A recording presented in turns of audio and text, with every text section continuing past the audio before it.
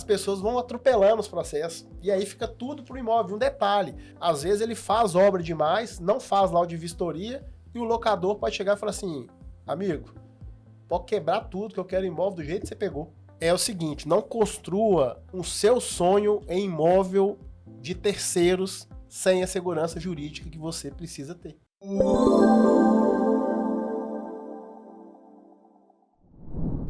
E lá vamos nós para mais um episódio do nosso Conta Comigo Cast. Terceiro episódio. Eu tô aqui com o Maxwell, meu sócio Sérgio. E aí, vamos falar sobre o que hoje? Cara, hoje bastante assunto, hein? Mas a gente vai transitar, assim, vamos dizer, dentro do direito imobiliário aí hoje. Nosso amigo João Santana, cara 10 que a gente conheceu aqui no Rio, né? As últimas vezes que a gente tem vindo aqui. E ele entrega um conteúdo muito bom ali no Impulso, no Black Belt.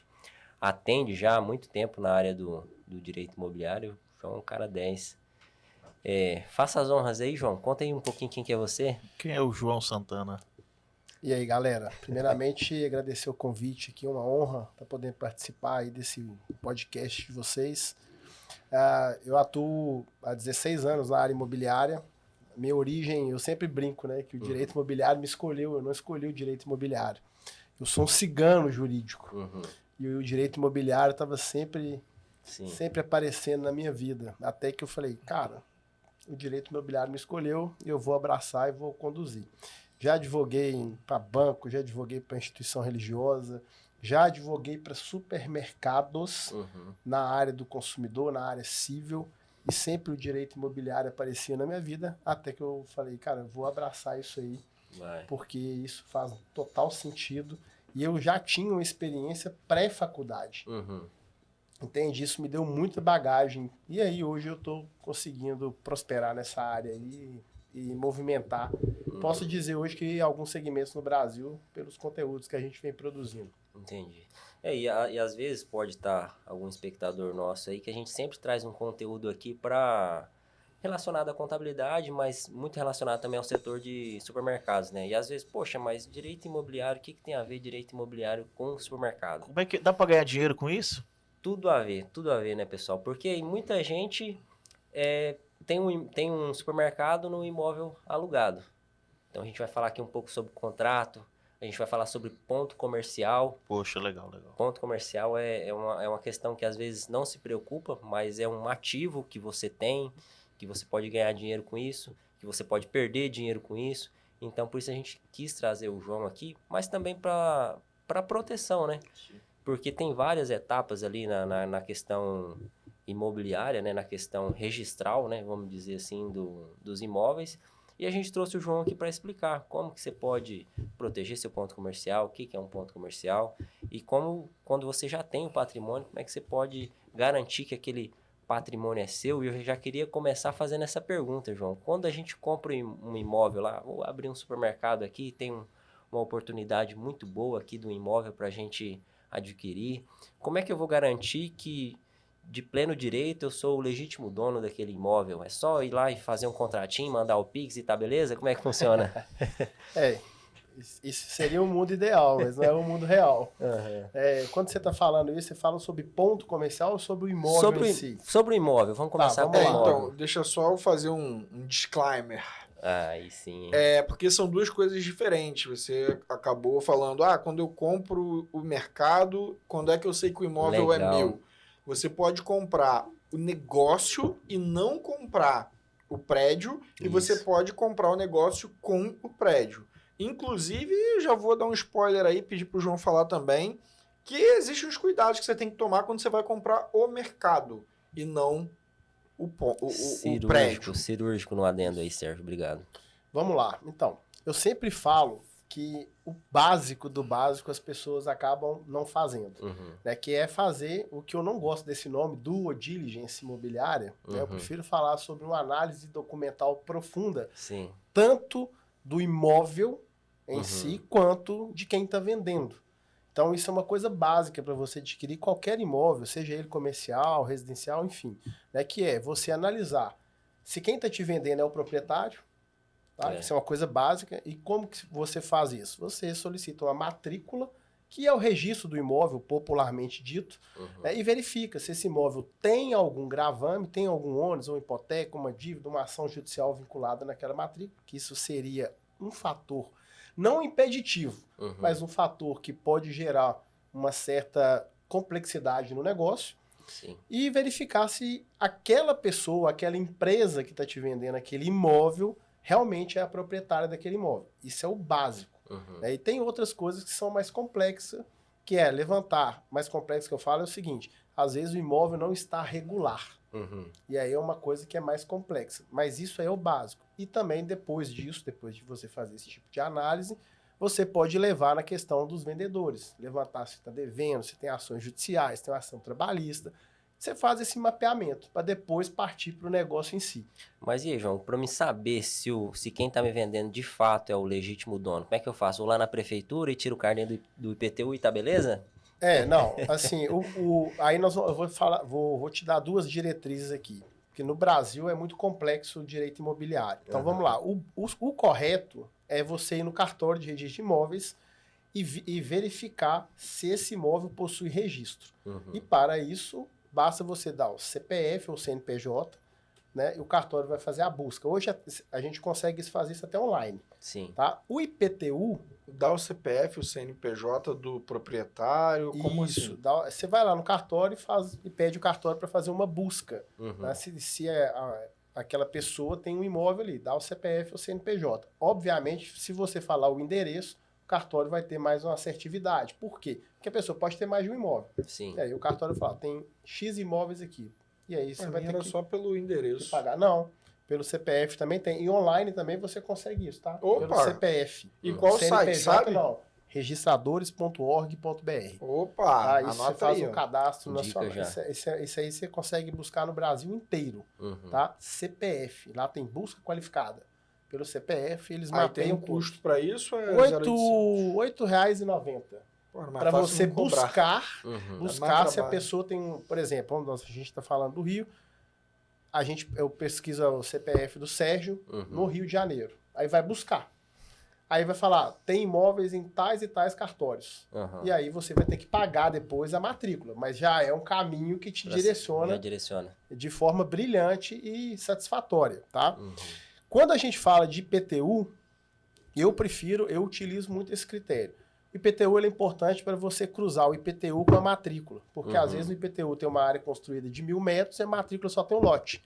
Ali você já consegue perceber que tem uma coisa que está irregular. Porque a construção não está vinculada à matrícula. Já é um ponto de interrogação para que você possa fazer ou concluir a negociação. Basicamente, é isso. Tá? E aí a gente vai entrar num outro cenário, que eu não sei se é o momento aqui, que é negociação, algumas garantias do negócio, mas basicamente é isso. É isso. Eu tenho uma pergunta. Isso na compra de um imóvel. E quais os cuidados que o empresário ele precisa ter? Por exemplo, eu comprei um terreno, quero construir. O imóvel é meu. E às vezes pensa assim, mas daí não tem risco nenhum, não preciso tomar cuidado nenhum. Acho que não é bem por aí também, precisa ter alguns cuidados. Né? O que é muito comum no Brasil? Hoje está diminuindo muito, porque a fiscalização está ampliando em todos os cenários, né? Mas o que é comum? A pessoa compra um terreno, um lote, e começa a construir e não pede autorização para a prefeitura. Porque o correto é você aprovar um projeto de construção, tá? Na prefeitura, planta, com CREA e engenheiro, aprova esse projeto, a prefeitura expede um alvará de construção, aí sim você tem a autorização do município para construir. Isso é a forma legal. Terminou de construir, informa a prefeitura que a construção foi concluída e solicita à prefeitura o habite, que nada mais é que a permissão para morar. Ou seja, o imóvel está apto para moradia. Prefeitura expedindo aquele habite, você tem uma obra regular perante a prefeitura. Você pegando o habite e a CND do INSS, você faz a vinculação da área construída na matrícula. Ou seja, onde tinha só o lote, agora passa a ter área construída. Isso aí você torna-se um imóvel regular. E a maioria das pessoas não faz isso. Eu vou dar uma dica aqui para vocês aqui, que que envolve o conceito de contábil e tributário, que é a certidão do INSS. Toda obra, ela incide o INSS, porque alguém trabalhou ali. Sim. Mas 99% das construções você não tem o pedreiro contratado via CLT, geralmente Sim. é empreitada. Sim. Surge ali, nesse trabalho, uma obrigação de recolher o INSS da obra. Sim. E ninguém faz. Só que qual que é a sacada? Que também a fiscalização está cada dia mais acentuada. A sacada é, se você tiver um alvará de construção e um habits daquela área, ou o IPTU cadastrado daquela área construída há mais de 5 anos, aí vai decair a exigência do imposto do INSS. Entendi. Só que o que a Receita Federal está fazendo? Ela está obrigando as prefeituras dos municípios do Brasil que a partir do momento que você dá entrada no alvará de construção, ela comunica a Receita. Justamente para fechar o cerco aí. Mas eu já consegui, em imóvel próprio, eu já consegui 80 mil de isenção do INSS, porque decaiu. Entendi. Agora, o que é isso aí de decair?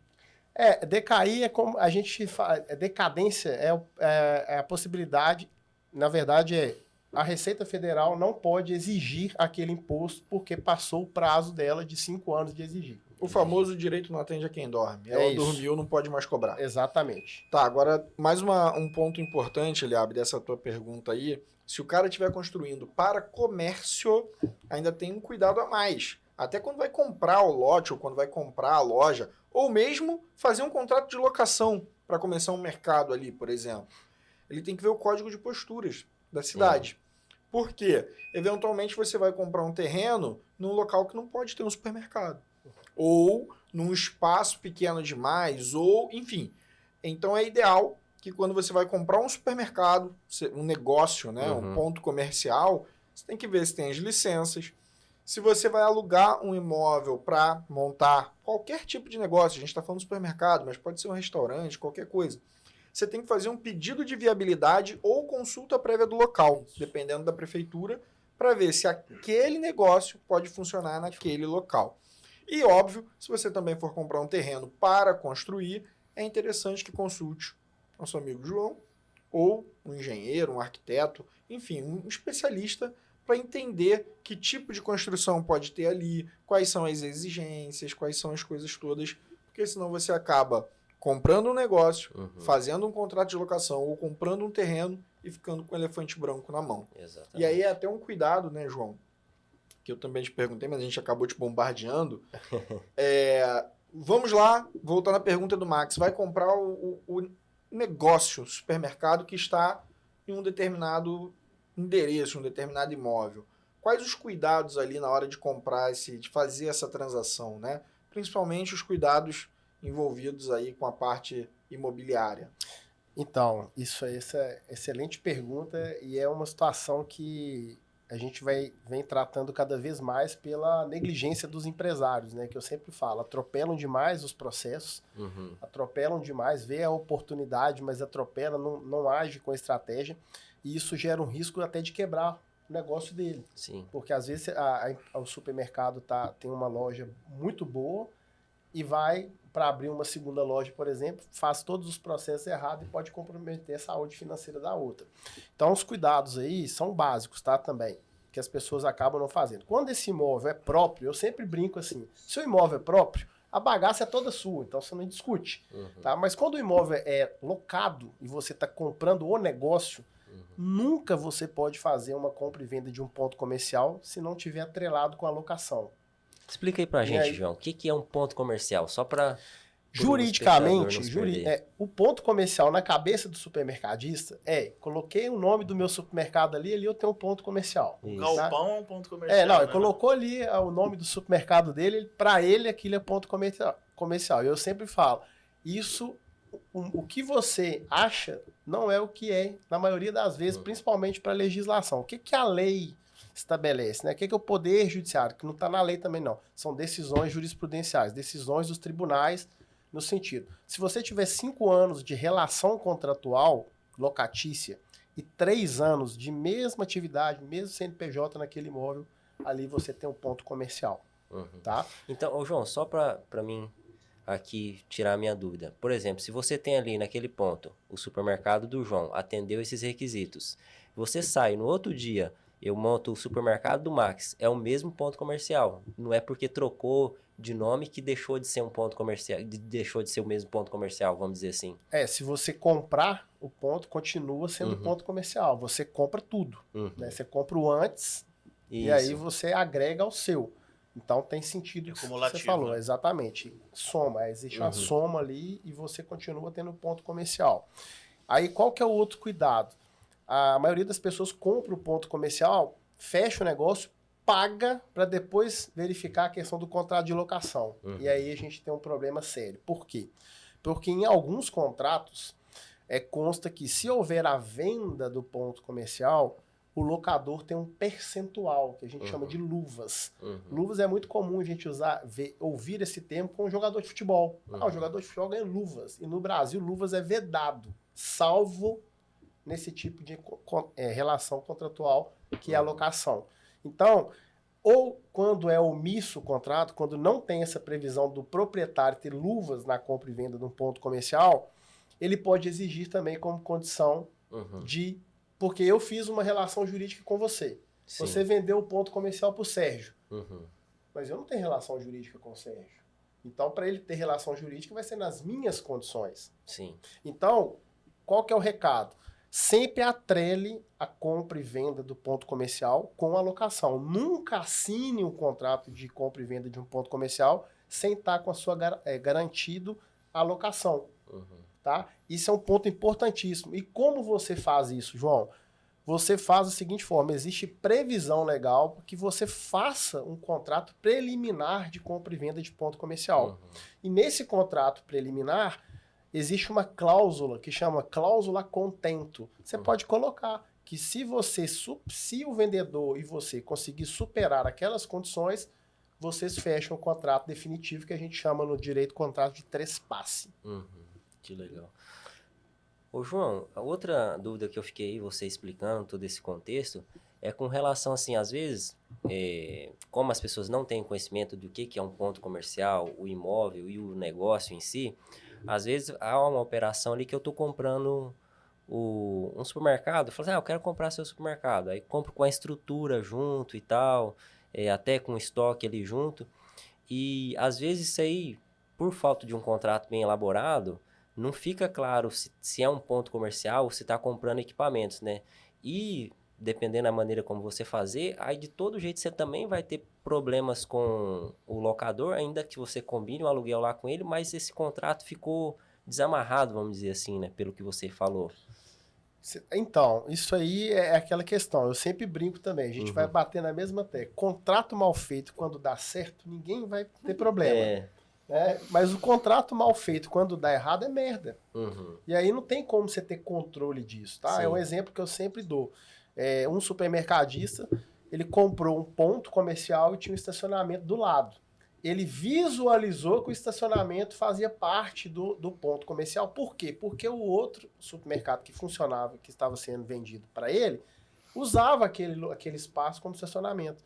Ele comprou achando, mas não tinha nada disso no contrato. Moral da história, 3 meses depois que ele comprou o negócio, o estacionamento foi fechado e começou uma incorporação naquele estacionamento. Ele perdeu 60% do faturamento dele. Incorporação é uma construção, Isso, a pessoa que era proprietária do estacionamento não era a mesma que era proprietária, era irmão do proprietário daquele supermercado que foi vendido.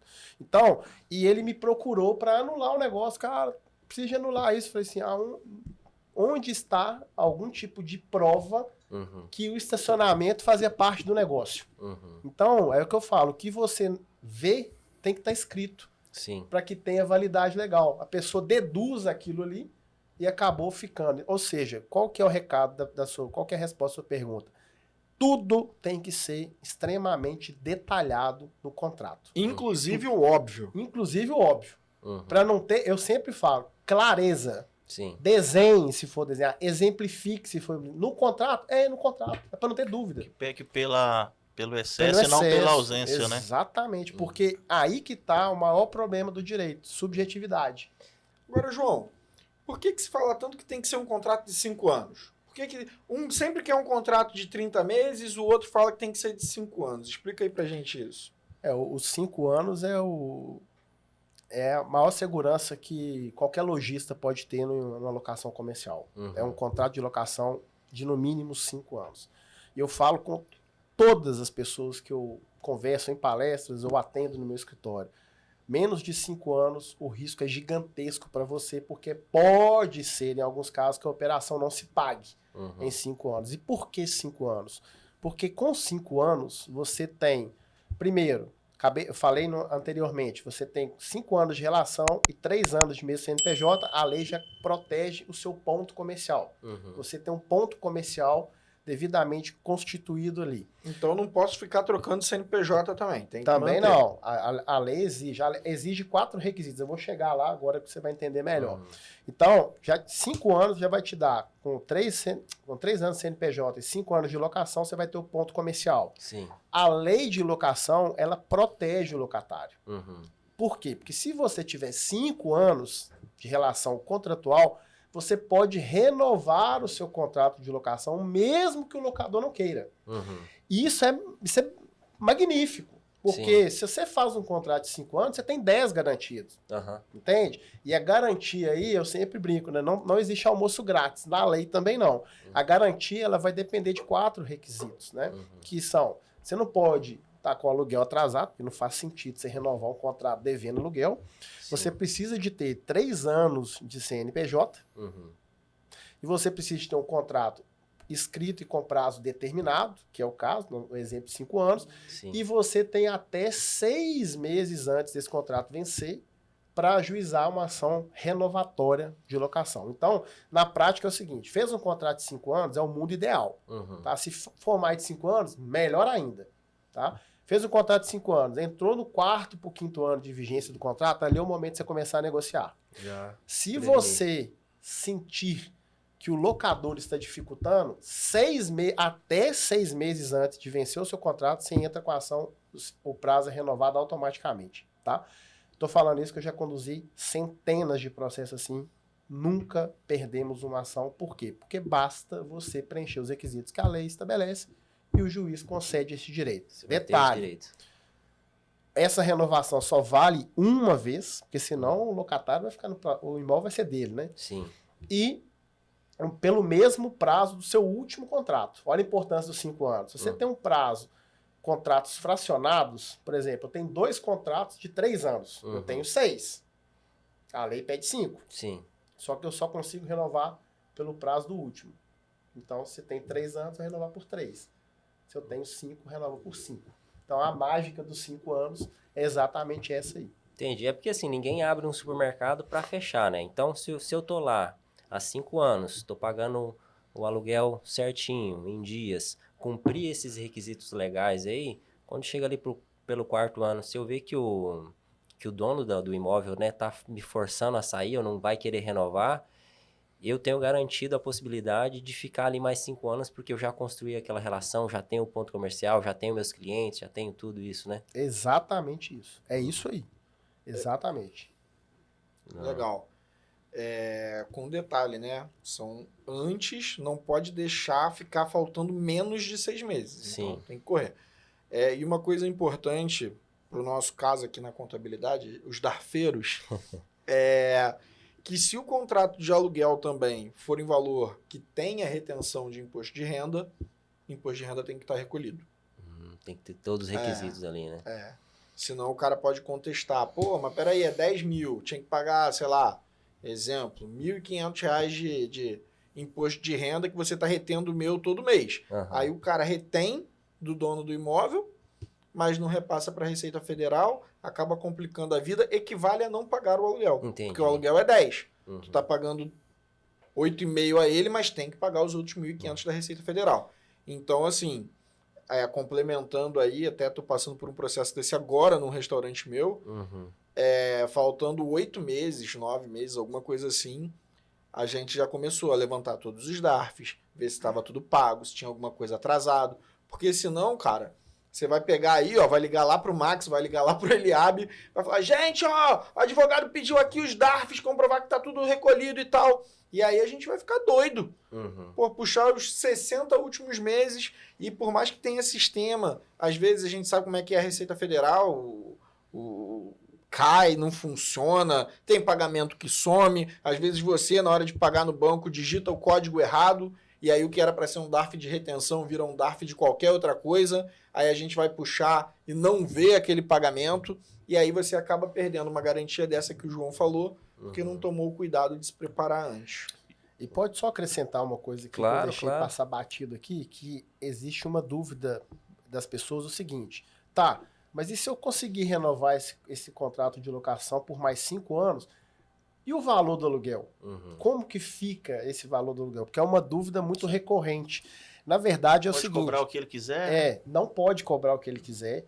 Esse tipo de ação, tá, renovatória, é obrigatório você ter um laudo de avaliação de mercado. Então, ou seja, o máximo que vai acontecer é você pagar o valor de mercado se tiver o valor do aluguel defasado. O máximo. Nunca é o que o locador vai estabelecer.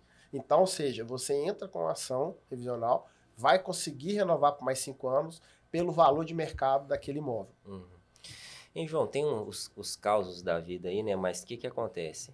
A gente já ficou sabendo de exemplos assim. Uma determinada pessoa construiu um imóvel lá, né? Para alocar, para comércio. Aí o cara vai lá, aloca o imóvel, cumpre esses requisitos aí, de repente fica 5 anos, 10 anos. E ele, ao longo disso aí, constitui ali a clientela dele, tem um pessoal que é acostumado a comprar com ele e tal.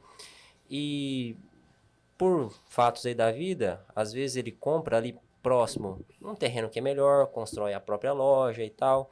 Só que daí o que ele fica? Com muito medo dele sair do ponto e alguém ir lá e colocar outro mercado ali onde estava o mercado dele. Aí o que às vezes ele faz? Vai lá e aluga o ponto para ficar parado, porque com medo de alguém ir lá e tomar a venda dele, cara. Como que se protege disso daí? Excelente pergunta. Essa é muito boa, cara. Muito eu vi o João boa. falando disso anteontem. O que acontece? Quando você está no imóvel há mais de 5 anos e o locador te tira do imóvel, a lei estabelece que ele não pode locar para o mesmo segmento esse imóvel por 5 anos. Agora, fala de novo olhando para aquela câmera lá. Então, vamos lá. Se o locador te tirar do imóvel locado e você está nesse imóvel há mais de 5 anos, ele, locador, não pode alugar aquele imóvel para a mesma atividade comercial por 5 anos. Então, ou seja, isso aí é uma forma que a lei blinda você, locatário, para que não fique na mão do locador, ok? Então, preste muita atenção nisso. Agora, respondendo a sua pergunta, é o seguinte, se você compra um terreno do lado, e eu vou te dar 2 respostas aqui em uma que você vai entender. Se você compra um terreno do lado e faz a rescisão do contrato de locação, o proprietário faz ali o que ele quiser. É dele? Porque você saiu. Não foi ele que te tirou. Porque a lei te blinda quando ele te tira. Entendi. Ok? Você saiu, ele pode fazer o imóvel o que ele quiser. Agora, estrategicamente, um cliente, o que o Sérgio está falando aqui, é exatamente o que o cliente meu fez. Na verdade, ele não comprou o imóvel. Ele vagou um imóvel que era no mercado, que trabalhava mal.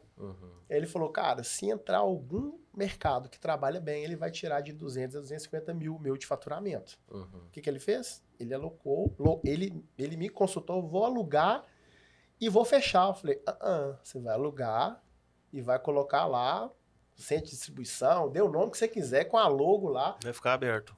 E, não, pode ficar fechado, mas tá lá um ponto comercial, porque você pode trabalhar interno. Por quê? Porque depois, se o cara tirar ele, não pode alocar por 5 anos. Entendi. Então o ponto comercial vale mesmo que ele não abra a porta. Mesmo que ele não abra a porta. Se tá lá um centro de distribuição, ou algo xerifado, ou que seja lá, com a logo lá, ali já é um ponto comercial. Ele usava aquilo ali para a atividade comercial dele. Entende? E aí ele já blinda. E ele pegou a ideia, falou, nossa, graças a Deus, porque aí ele já blinda. Ele fez um contrato de locação de 10 anos que ele tá blindado por 15. Porque não repete o último contrato, Não mais repete, 5, né? exato. Entendeu? Mais 5. Legal. A gente já teve também, né? A gente já viveu essa experiência aí de, às vezes, o cara, quando se dá bem num ponto comercial, às vezes o dono do imóvel também fica forçando. Às vezes um aluguel muito acima do valor de mercado, fica criando caso ali, aí o cara acaba saindo, mas às vezes ele acaba aceitando essa pressão, não por conta de qualquer intempérie da vida, mas por conta de ter medo que depois ali se instale outro ponto comercial, né? Isso aí poderia constar no contrato inicial, olha, eu vou alugar aqui por 5 anos, mas depois que eu sair, eu quero que não funcione a mesma atividade aqui por mais, sei lá, 2 anos, 3 anos. Precisa estar em contrato isso ou a lei Isso é garante? legal, não Não, pode? não precisa estar em contrato. Né? Artigo 1147 do Código Civil, para quem tiver curiosidade de buscar, é um artigo que ele aplica-se para não concorrência. Só que aí, falar para a câmera aqui de novo. Vai lá. Só que aí é o seguinte, esse artigo 1147 é para quando o locador te tira do imóvel. Se você sair por livre e espontânea vontade, ele faz com aquele imóvel o que ele bem entender. Ele pode sim alugar para o mesmo segmento da sua atividade. Qual que é a dica? A dica é você monitorar o prazo contratual e não ficar na mão do locador. Então, se você faz um contrato de 5 anos, por exemplo, se ele não está renovando no último ano com você, ajuize uma ação renovatória. Porque se o prazo vencer, já era. Entendeu? Aí você fica literalmente na mão do locador. E aí, o que pode acontecer? Abusos como esse de querer aumentar o aluguel, querer fazer uma série de coisas, meio que coagir, isso acontece muito, tá? Então, desculpa, João, mas o aluguel, se o cara tá assim, eu vou renovar com você, mas eu quero um aluguel que é muito acima do mercado, isso aí seria considerado abusivo nesse sentido que você está falando ou não? Depende se o cara aceitou, cumpriu o prazo da ação renovatória ou não. Porque é o E os seguinte, requisitos. porque é o seguinte, vamos lá. Se ele pede para aumentar o aluguel de forma exorbitante e você tá dentro do prazo da renovatória, tá? Que é até 6 meses antes de vencer o seu contrato, você pode entrar com uma ação judicial para renovar o contrato e para revisar. Porque a revisão é o seguinte, qual que é o valor de mercado? É esse. Aí o cara não pode impor. Se esse contrato vence, aí fica difícil, porque você não tem... Ele, não quer pagar os 14. Não, você pagava 10, eu tô pedindo 14, agora quer pagar? Não. Desocupa o imóvel para mim. Você tá sem prazo. E aí você tem, por lei, 30 dias para sair. Eu sempre falo isso com os meus clientes, tá? A lei estabelece que se você for seu prazo de contrato venceu e você for notificado para desocupar o imóvel em 30 dias, isso é o que está na lei. Imóveis comerciais têm uma certa dificuldade para você sair nesse prazo. Por quê? Porque você não consegue dar uma operação com 30 dias. E aí, se ele for na justiça, você vai levar aí... Eu já tive casos que eu segurei 3 anos, tá? Mas você vai levar aí pelo menos uns 6 meses para desocupar, se não tiver acordo. Conta pra gente aquele caso de um cara que comprou sem ver se estava ok, se não estava, e aí quando foi ver, ele comprou um ponto comercial e assim, pra falar de um jeito mais bruto mesmo, ele acabou sendo extorquido pelo dono que queria, sei lá, 10, 20 mil, daqui a agora já tá pedindo 80 e vai pedir mais ainda. Nossa, eu fiquei assim... Por isso que eu falo, é a questão do contrato de compra e venda do ponto comercial ser atrelado à locação. O que eles fizeram? Eles fecharam o negócio do ponto, pagaram R$900 mil pelo ponto e não negociaram o contrato de locação. Quando eles foram, a primeira conversa para negociar o contrato de locação, o locador falou, olha, eu quero R$15 mil de luvas. Aí eles ficaram, 15 mil, mas como assim? Eu não imaginava, você já tem um contrato vigente. Ele falou, não tem um contrato vigente não. O contrato dele já está por prazo indeterminado e como vocês estão entrando agora, minha condição é que vocês me paguem 15 mil para eu fazer um contrato novo de locação com vocês. Aí eles foram pensaram demais e dando sequência na atividade, dentro do imóvel. Aí ele já passou para 80 mil e já notificou pedindo eles para sair do imóvel. Então, olha, você vê o risco deles. Né? Pagaram 900 mil no ponto e correm um risco de perder os 900 mil. Mas ele não está ali por mais de 5 anos? O contrato não é por prazo indeterminado? Então, ele comprou o ponto comercial e o contrato já estava por prazo indeterminado. Então, quando o contrato está por prazo indeterminado e ele comprou o ponto sem a anuência do locador. E aí o locador, no direito contratual que ele tem com um antigo, eu não tenho relação jurídica com você, amigo. Então tem que ter um prazo, né? Tem que ser prazo de 5 anos. Ou prazo de 3, Isso. mas somado. Não Isso. pode ser o prazo indeterminado. Ah, prazo Não. indeterminado, mas já tem 10 anos. Não. Não importa. A regra, a requisito legal é contrato escrito por prazo determinado.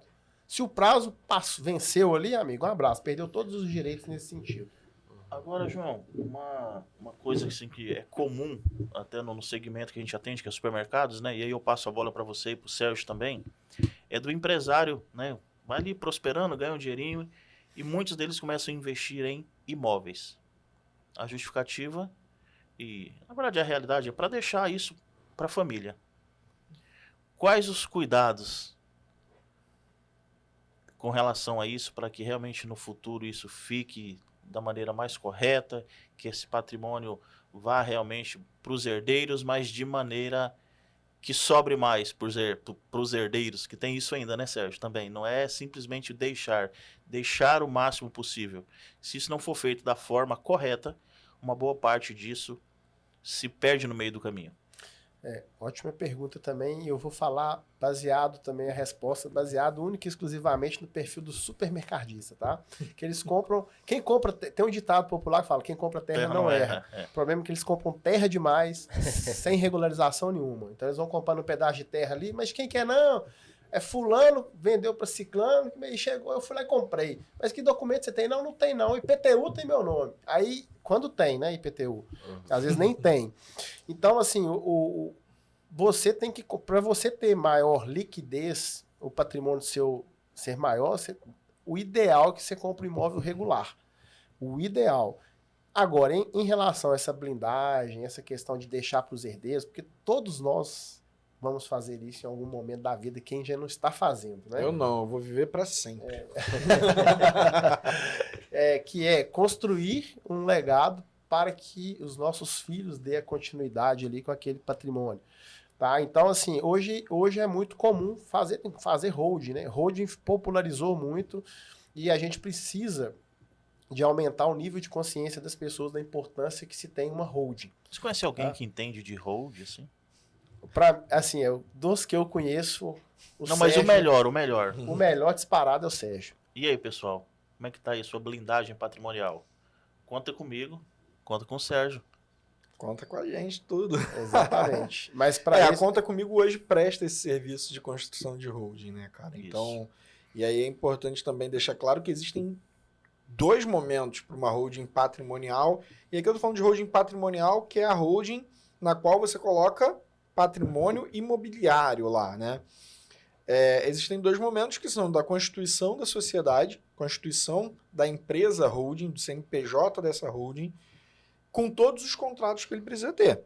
E existe um outro momento, que aí eu também conheço uma pessoa muito boa aqui, o João, que é cuidar da parte imobiliária, que é a transferência desses imóveis, é o RGI desses imóveis, é ver se está correto. O João fala muito, vai comprar uma área rural, que antes de se preocupar em fazer a alteração da PF para PJ, precisa se cumprir alguns requisitos lá, de demarcação de área, alguma coisa assim que o João já vai falar melhor. Você precisa, é uma posse, pode transferir, não pode, enfim. Não é só abrir um CNPJ e tocar a vida. Você tem que ter toda a preocupação societária e também imobiliária. Qual é a parte qual é a preocupação que a gente tem do ponto de vista societário? Abrir a holding, e se eu morrer? Quem vai olhar esses imóveis? E, quero transferir essa holding para os meus filhos. É melhor doar, é melhor vender, eu faço uma doação com usufruto, enfim. Tem toda uma regência, né? Porque quem vai gerir o patrimônio? E se minha filha casar? E se o meu filho brigar comigo? E se? Você pega todos esses e se's e coloca regulamentado no contexto de uma holding. Hein, Sérgio? Então, em resumo, não é apenas o cliente e aí você que não é nosso cliente, não é cliente Conta Comigo, não é ainda, não é simplesmente você procurar seu contador e ele dizer da seguinte forma, não, fique tranquilo, vou abrir uma hold para você e tá tudo resolvido. A hold vai administrar o patrimônio, mas como é que tá esse patrimônio? Né? Não, e que fique claro, cara, e agora o contador vai ficar chateado comigo, tá? A gente presta esse serviço porque a abertura de uma empresa é uma atividade concomitante, é uma atividade que tanto um contador, quanto um advogado, quanto um despachante pode fazer. Qualquer um pode ir lá e abrir uma empresa, tá? No caso de holding, a coisa já complica, porque tem que ter visto do advogado. Então, já não é qualquer um. O contrato tem que ser vistado por um advogado. Agora, para fazer uma holding meia boca, qualquer um faz, cara. Você vai lá, registra um CNPJ. Na verdade, você tem uma padaria chamando de holding. É só um CNPJ. Agora, contrato é atividade privativa de advogado. Eu sou advogado também. Eu sou contador, sou advogado. Eu não estou falando aqui... Não, cara, olha só. Contrato é advogado. Ah, mas o contador pode fazer? Pode, até o ChatGPT. Faz um contratinho aí para mim. Até ChatGPT faz contrato. Agora... Pode fazer? Né? Na verdade, cara, se souber que está sendo feito contrato ali, atividade privativa, ele pode, inclusive, ir preso. Contador não pode fazer contrato, resumindo. É isso. E... Não insistam. E ainda tem um outro detalhe, cara, que é assim... fazer um contrato não é dar um Google, pesquisar modelo de contrato, ou virar no ChatGPT, se comporte como um advogado com 35 anos de experiência, pós-graduação, blá, blá, blá, blá, blá, blá, blá, blá, blá, agora faça um contrato. Até vai cuspir um contrato lá. Mas, cara, o João fala coisas de imobiliário que eu não sei. E eu sou advogado, eu estudei isso. A gente passa 5 anos de faculdade, faz especialização e depois a gente tem anos de experiência prática. Aí pega uma pessoa que às vezes tem uma experiência prática muito grande, às vezes pega um contador que saberia fazer um lindo contrato. Só que, cara, não é habilitado. O diabo mora nos detalhes. E aí ele acaba não se atentando a um detalhe, e enquanto não der problema tá tudo bem, mas uma hora esse problema pode chegar. Uma dúvida, mesmo que o contrato esteja coerente do ponto de vista jurídico, o contrato pode ser inviabilizado por ter sido feito por um contador? Não. Ele não perderia validade? Como é que você prova que foi feito por um contador? Mas assim, se não tiver o visto do advogado, né? Aí você não consegue registrar a empresa, mas não é obrigado a ter visto do contrato no contrato. Porque assim... Visto do advogado no contrato. Vamos falar assim do que a gente vive na prática, né? E dos mecanismos que a gente conhece. A gente está falando aqui, não está falando aqui de coisas à margem da lei. Mas... você vai lá na junta comercial, se você falar para a junta comercial, eu chego lá e falo, a empresa é EPP. Aí ela não vai precisar, ela vai registrar sem um visto do advogado. Holding não pode ser ME nem EPP. Isso, então, mas assim, às vezes consegue se ter esse registro, né? Mas nesse caso aí já estão falando de uma fraude, não né? Basta ter só o registro. Já está falando de uma fraude, né? Mas no caso da holding não precisa. A hipótese da ME e EPP é uma hipótese legal que prevê que não precisa ser o advogado, então é uma exceção legal. Isso. Agora, cara, é complicado, porque hoje qualquer sisteminha meia boca traz um monte de modelo de contrato. Sim. E é óbvio, cara, você faz um contrato, simples e tal, as pessoas acabam fazendo sozinhas mesmo, tá? Uhum. Agora, uma coisa é eu fazer um contrato, sei lá, de qualquer coisinha ali, barata. Uhum. Outra coisa é você pegar o patrimônio da sua vida, Sim. que você quer deixar um legado pro seu filho. Às vezes um alto patrimônio, né? E, fazer de qualquer jeito ou fazer com quem não seja especialista. Da mesma forma, um contrato de locação. Você pagou lá, no exemplo do João, pagou 900 mil num ponto comercial. Aí você vai montar um supermercado. Você compra a ilha de frios, você compra o forno da padaria, você compra as gôndolas, carrinho, faz uma obra. Você investe 3 mil reais por metro quadrado. Um negócio de 200 metros quadrados, você gastou 600 mil. Aí você vai num advogado, vai na hora do contrato de locação. Ah, não, assina lá com a imobiliária, você mesmo leu, então manda pro sobrinho. Qualquer um lê. Ah, tá bom, assina. Cara, paga 5, 10, 15, 20 mil pro advogado. Nossa, mas é caro 20 mil. Eu nem sei quanto o João cobra, por exemplo. Eu nem faço, então nem tô vendendo meu peixe. Mas, cara, o cara topa pagar 600 mil para montar o mercado e não paga 5 mil reais que Pra seja proteger os 600 mil. para um advogado ler aquilo dali e proteger aquele valor. Não faz sentido. Que não é só isso. aquele valor, ele pode crescer. É isso, não faz sentido. Tem coisa que não faz sentido economizar. Maravilha. É isso. A gente teve aqui esse episódio sensacional aqui com a presença do João. Eu queria que o João deixasse aí uma mensagem final e também deixar uma pergunta aqui final para o João. A gente já aprendeu aqui, né, que a questão do contrato é uma função privativa do advogado, né, fazer. Mas eu queria que o João deixasse aí, como conselho, né, até para questão de alerta, sei lá, 2 ou 3 cláusulas, vamos dizer assim, que não pode faltar no contrato de locação, João. Quando você ali está orientando um supermercadista que está alugando um ponto, o que você não deixa faltar? Olha, cara, isso aqui eu vou colocar porque não pode faltar, vai te proteger disso ou daquilo outro. Dá um exemplo aí só para contextualizar também. E deixa as tuas redes aí também no Isso, encerramento para o pessoal poder te seguir. Se eu esquecer de alguma coisa, vocês me... Vamos lá. Vamos nas dicas aqui. Primeira, assim, não tem ordem cronológica, tá? São situações que não podem faltar. Direito de preferência, tá? Por incrível que pareça, o direito de preferência para a lei de locação tem que estar previsto no contrato e tem que estar averbado na matrícula do imóvel, ok? Você só consegue exercer o seu direito de preferência se você tiver isso no seu contrato. Na prática, tá? Se eu tenho um contrato de locação, se eu tenho um direito de preferência e se eu averbo isso na matrícula do imóvel locado, se o proprietário vender para um terceiro, anula a venda, dependendo das condições. Então, eu vou dar um exemplo aqui só para vocês entenderem a importância disso. Então, digamos que o meu contrato está previsto o direito de preferência, eu averbei meu contrato na matrícula e você, que é o meu locador, a gente tem um desgaste. Você quer vender o imóvel, você não quer vender para mim. Entendi. Então, você vai lá, o imóvel que vale 1 milhão, você coloca 2. Eu vou falar que eu não vou comprar. Mas se você vender por 1 milhão, anula a venda. Só se você tiver isso. Então, essa é a primeira dica, tá? Porque na prática, quando a relação é boa, o direito de preferência vai funcionar sem estar previsto. Que é muito mais fácil eu vender para quem está lá dentro do que tá fora. Sim. Ok? Mas eu já tive N casos assim. Então, muito cuidado com isso. Cláusula de vigência também eu reputo de fundamental importância e eu te afirmo, tá? Isso é a experiência que eu vivo no meu dia a dia. De cada 100 contratos, 99 não tem a cláusula de vigência. E o 1 eu vou contar aqui o que coloco, tá? Tô te falando isso com muita tranquilidade. O que é cláusula de vigência? Cláusula de vigência não confunde com prazo de vigência. São coisas completamente diferentes. Cláusula de vigência é quando ela tem que estar expressa no seu contrato e ela vai garantir ao locatário que o locador vai cumprir o prazo do contrato.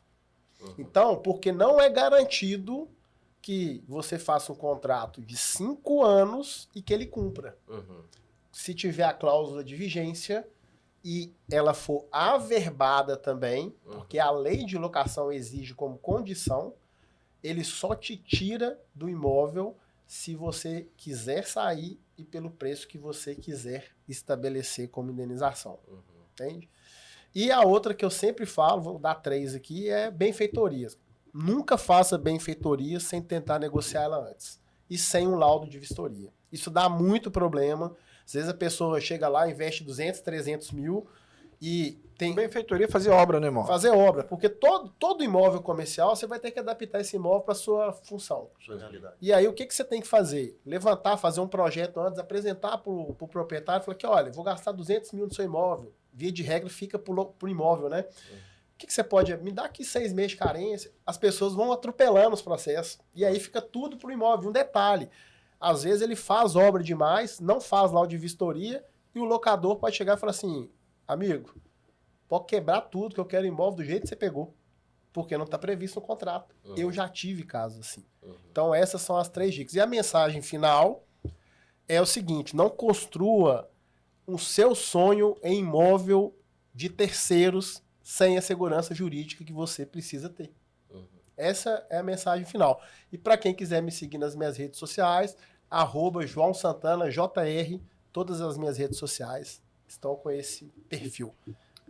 cara não esqueceu nada, é uma máquina. Isso aí, João Santana. Cara, fã demais, seu João. Oh, obrigado, cara. Tamo junto. Acompanha ali muito Valeu, conteúdo que você entrega ali no Impulso, junto com o Leandro. Acompanha as suas redes sociais. O João entrega um conteúdo que a gente, às vezes, está fechando os olhos por ele. Como é que é aquela frase que você sempre usa, João, do direito lá do... O direito não socorre aqueles que dormem. Exatamente. Isso aí é, E o que eu vejo, né, fundamental, Max? preventivo, né? O que eu vejo de tudo isso é os empresários trabalham tanto, ralam tanto, né? Para construir algo, mas às vezes está construindo sem as devidas cautelas e precauções necessárias. E você, que é da Conta Comigo, também continue acompanhando as nossas redes sociais, nossos episódios de podcast. O João é um parceiro nosso também, precisando, pode entrar em contato através das redes sociais dele ou através da gente também.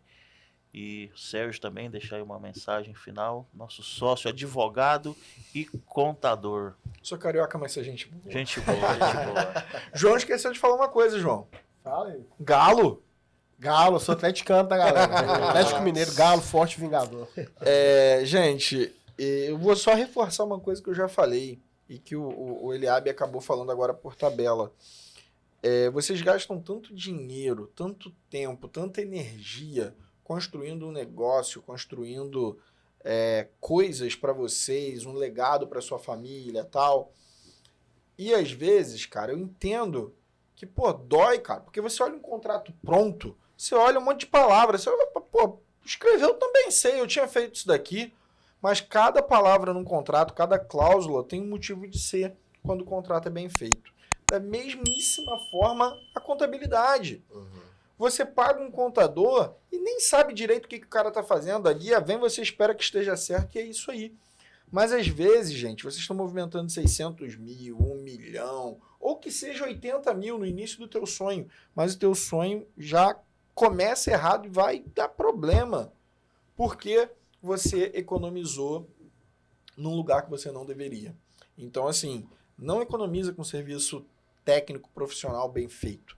Contrata uma contabilidade decente. Se você não estiver no norte e a gente não puder te atender, procura aí na tua região. Se você for outra coisa... Cara, contrata uma contabilidade bem preparada para fazer a sua escrita e se revista dos cuidados na hora dos contratos.